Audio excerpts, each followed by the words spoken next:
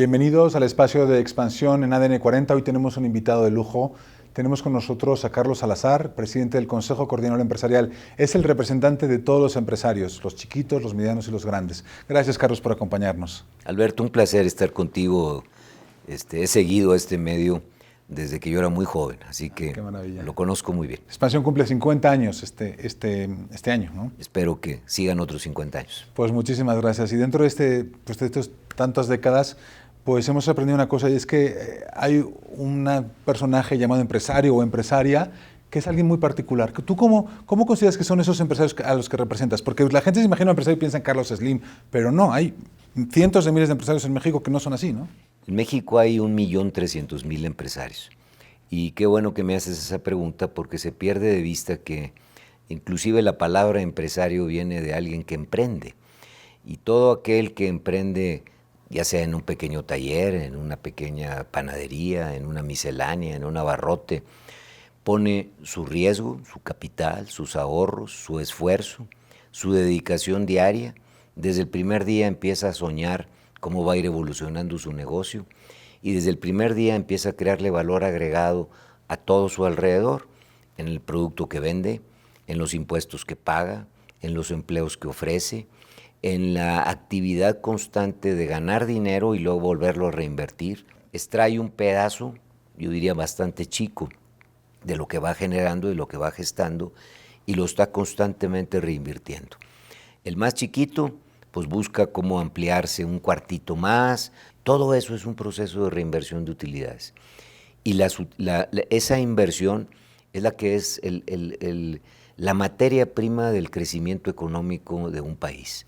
¿Y se puede defender a todos los empresarios? ¿Se puede defender al chiquito y al grande con una sola organización como el Consejo, que representa 7 asociaciones, ¿no? 7 cámaras? Representamos 7 que tienen voz y voto, 5 que tienen solamente voz. Son 12 organizaciones las que integran el Consejo, en donde es importante poner la posición del empresario. Y ahorita me pasa por la cabeza uno. Fíjate cómo a un pequeño empresario le afecta una cuestión como la compensación universal. Esta situación de quitar el que tú podías compensar el IVA con otro impuesto, le afecta a todos. A la gente a veces piensa, no, pues el único afectado son las grandes cadenas de farmacias o las grandes cadenas de supermercados. Piensa en el comerciante en pequeño, que es honesto, que paga sus impuestos. La mayor parte de los productos que él vende no tienen IVA, pero él recibió el impacto del IVA y no tiene contra qué compensárselo. ¿Qué estamos haciendo en el CCE y en todos los organismos? Básicamente la ANTAD, la CONCANACO, pues trabajando en convencer a la autoridad que por un buen motivo, quieren evitar la evasión fiscal, no afecten a tantos empresarios que queremos ser honestos, que somos honestos, que pagamos nuestros impuestos. Si tuvieras aquí al presidente Andrés Manuel López Obrador, ¿qué conversación tendrías? ¿Cuáles serían los puntos principales que está defendiendo hoy el Consejo Coordinador? Yo le diría al presidente 2 cosas y creo que he tenido oportunidad de decirla. Primero, que estamos 100% de acuerdo con su diagnóstico. A este país le falta crecer. Este país tiene serios problemas de corrupción. Ha sido un cáncer la corrupción para México. Es un país que nos preocupa los índices de pobreza y tantos años que no hemos crecido, evidentemente pues la pobreza no se ha mejorado. Si, como él explica, tenemos casi 30 años creciendo a tasas cercanas al 2 y la población crece un poquito debajo del 2, pues el ingreso per cápita de las personas no se ha mejorado. Entonces, no podemos esperar otra cosa más que una repetición año a año de una situación equivocada. Hay regiones del país que están creciendo a tasas muy aceleradas, ahí tú palpas, ves una mejoría en las ciudades, en las personas, pero hay otras regiones del país en donde, además de que no crecemos ni siquiera al 2, pues vamos teniendo una situación cada vez peor en los niveles de vida que se van alcanzando. Y segundo cosa es la variable que tenemos que atacar, autoridades, empresarios, y yo diría que la sociedad en general, es la importancia de la inversión en el proceso de crecimiento. Si en el país no reinvertimos nuestras utilidades, no invertimos el dinero de los ahorradores, no provocamos nuevas fuentes de trabajo, pues el país jamás va a crecer y jamás va a combatir el problema de la pobreza, jamás vamos a tener una sociedad con menos inequidades como las que hoy sufrimos, jamás vamos a poder solucionar cosas que nos agravian a todos. A mí me parece que no necesita uno ser empresario para sentirse molesto por lo que nos sucede en muchos campos de nuestro país. No es algo que sea de un sector en donde digas, fíjate que al empresario le interesa que haya corrupción en el país. Todo lo contrario, nos afecta a todos los mexicanos y a todas las actividades el hecho de que tengamos una estructura en donde a través de moches y situaciones de corrupción las cosas vayan avanzando. ¿Qué responde el presidente ante este tipo de argumentos? No, yo creo que ha sido enormemente apoyador de esto. Yo creo que estamos completamente de acuerdo en los conceptos. Hoy la gran tarea que tenemos que hacer, autoridades y empresarios en conjunto, es cómo pasar a la ejecución, cómo traducir todos estos conceptos en los cómo vamos realmente a encontrar fórmulas para promover el desarrollo. Y las hay, ¿eh? Piensa por un momento en las cadenas de valor que tenemos en México. Por cadenas de valor, para que tu público le quede a todo el mundo claro, es cómo se va integrando el valor agregado al producir un artículo. Y voy a usar el ejemplo que me encanta de las televisiones. Tú ves una televisión, pero hay toda una cadena detrás para poder fabricar esa televisión. Hoy el contenido nacional de esa televisión que se produce, y somos el país número 1 en producción de televisores en el mundo, es uno de los artículos que más exportamos. Todo el mundo piensa en los automóviles, pero también somos buenísimos exportando televisores. Solo el 8% del contenido de esa televisión es nacional. El 92% lo tenemos que importar. Si nosotros nos dedicáramos a analizar toda esta cantidad de productos que tenemos, que hoy exportamos o los fabricamos para los mercados internos, y vemos la posibilidad de desarrollar nuevos negocios para los mexicanos, encontraríamos una cantidad de áreas de oportunidad impresionante. Impresionante. Y eso implica que trabajemos junto al gobierno, empresas, academia, ¿no? O sea, las totalmente. Fíjate, ahí qué bueno que lo tocas también.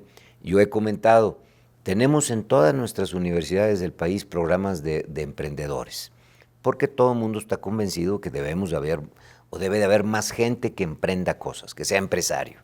Sin embargo, se fomenta sin ver las oportunidades.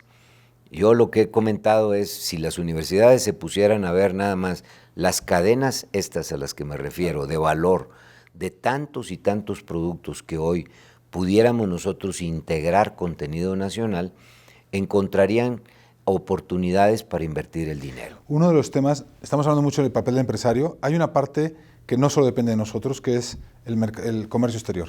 Nancy Pelosi dijo que no van a firmar el Tratado de Libre Comercio, la nueva fórmula del Tratado de Libre Comercio con Estados Unidos, el TEMEC, a no ser que México haga su reforma laboral.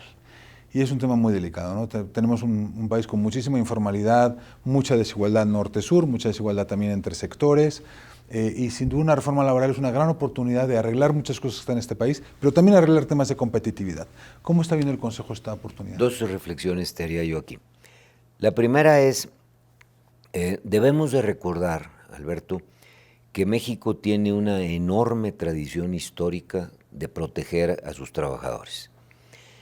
Fuimos, desde la Constitución de 1917, el primer país que tuvo un artículo como el artículo 123, en donde se le daba garantías a nuestros trabajadores.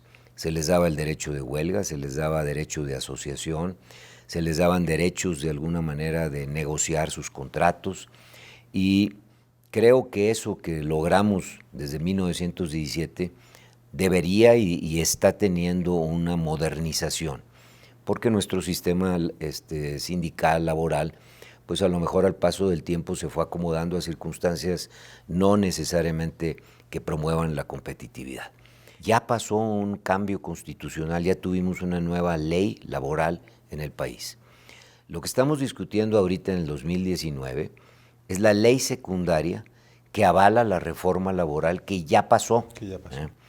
Y esa reforma laboral ya asume y pone constitucionalmente derechos nuevos al trabajador, en donde le da libre asociación, le da voto personal, libre, secreto, para que él escoja a sus representantes, le da la posibilidad de tener asambleas para que él trabaje y de alguna manera diga si va a aceptar o no cualquier situación laboral que se esté permitiendo dentro de los contratos, dentro de los reglamentos. Y el Consejo no se opone, evidentemente es una ley ya está. Es una ley que ya está hecha, todo lo contrario.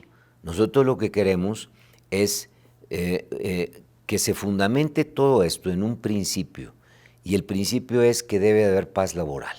Ver esto como dos sectores antagónicos, donde hay patrones y hay sindicatos representando a los trabajadores y que son antagónicos, es la peor barbaridad que podríamos tener. El trabajador y el empleador están trabajando tratando de crear un valor agregado. Nosotros sentimos que a veces estas cosas se han metido dentro de la negociación del tratado, pues también para hacernos perder competitividad. Se debe entender que todo esto es una relación de competencia entre una sociedad con otra, y los Estados Unidos se le están pidiendo a México cosas que ni siquiera ellos tienen en sus estructuras legales sindicales. Pero ya fue aceptado por México, porque cuando firmamos también el tratado, ya no se llama el Tratado de Libre Comercio, el famoso TEMEC, el Tratado de México, Estados Unidos y Canadá, y ya se firmó una carta de intención para poder pasarlo a través de nuestros congresos, ya se aceptó, y nosotros como mexicanos asumimos que íbamos a tomar todas las recomendaciones que se han hecho, no por los americanos, por la OIT, la Organización Internacional y la Organización Internacional del Trabajo hizo una serie de recomendaciones que todas han sido tomadas e incluidas en el reglamento de la reforma constitucional de la Ley Federal del Trabajo.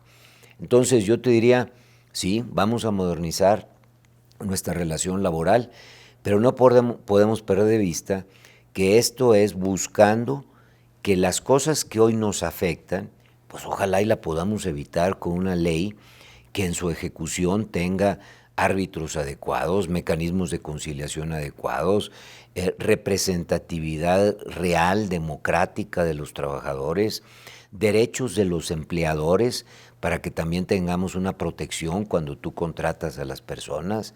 O sea, todo esto hay que modernizarlo. Nosotros siempre hemos estado a favor de que haya derechos adecuados para todos los que integran la vida de una empresa. El mensaje, Carlos, que me interesa mucho recalcar, y perdóname que te interrumpa, es: esto no puede ser vidas antagónicas. Tenemos que estar unidos en cómo crear un mayor valor agregado para el trabajador, para la empresa, para poder generar utilidades y reinvertirlas, para crear mayor empleo, mayor crecimiento. Pues así estamos. Carlos Salazar, presidente del Consejo Coordinador Empresarial, contándonos, uno, que un empresario es desde el que tiene un changarro hasta el que dirige una empresa; dos, que la reforma de la ley laboral, de la legislación laboral que queda pendiente, la regulación de la ley que se aprobó en 2017, pues que el sector empresarial lo que ve es que no tenemos que ser antagónicos, que empresa y trabajador pueden trabajar juntos por el bien y crecer los dos de manera en paralelo. Al final, ¿no? Yo he dicho, y quiero repetirlo en tu programa, que nosotros como empresarios no podemos concebir una economía que no cree una mejora en la sociedad. Y lo que buscamos es un bienestar común. Las empresas somos también un gran educador de la forma en que uno se puede comportar en sociedad. Espero que volvamos a vernos este programa. Este es el programa de Expansión en ADN 40. Soy Alberto Bello, editor en jefe de Grupo Expansión. Gracias por acompañarnos. Y aquí nos vemos, Carlos, porque realmente estos son los temas de los que tenemos que hablar.